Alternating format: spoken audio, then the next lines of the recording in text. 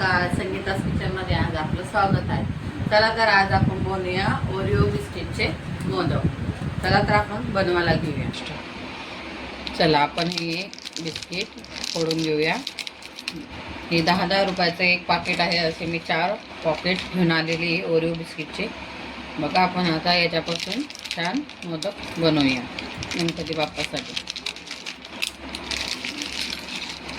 ही जी biscuit आहे त्याची आतली जी क्रीम आहे ती आपण एका प्लेटमध्ये काढून घेणार आहोत.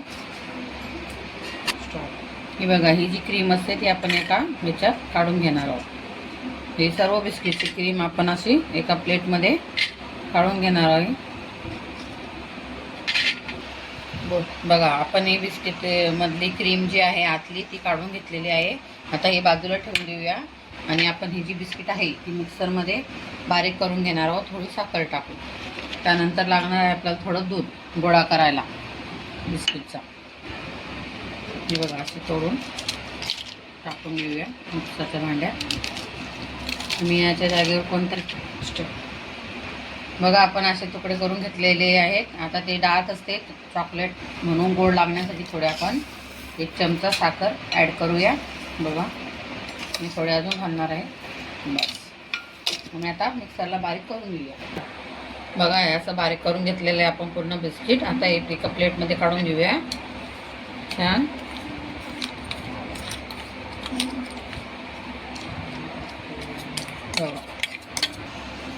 बघा हे डेसिकेटेड कोकोनट पावडर आहे. आपण आता हे जी क्रीम काढलेली होती आपण बिस्किटची त्याच्यामध्ये मिक्स करणार आहोत थोडं थोडं.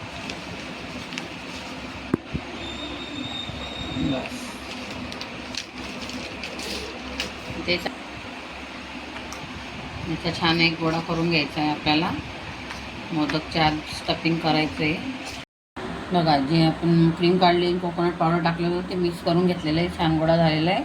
आता आपण या बिस्किटचा एक डो बनवून घेणार आहे दूध टाकून.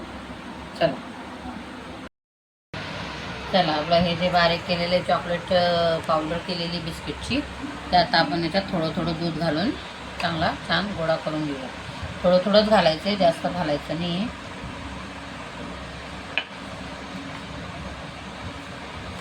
आणि 1 चमचा आपण त्यात घी टाकणार आहोत.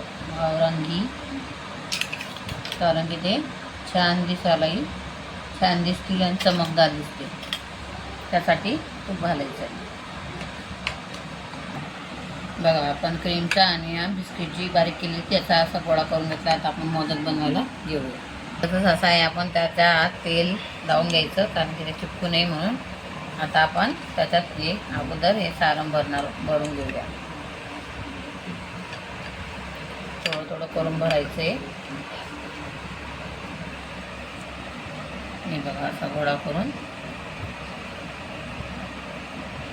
थोडं थोडं अगोदर भरायचं आहे आणि असं स्प्रे करत दाबत उकडून आतमध्ये असं दाबून घेऊया. बघा आता हा गोळा आपण त्यात आतमध्ये स्टफिंग करूया आणि मग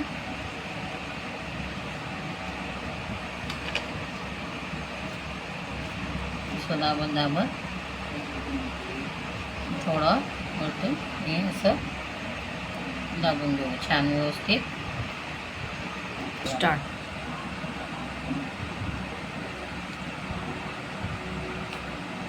बघा हा मोदक किती छान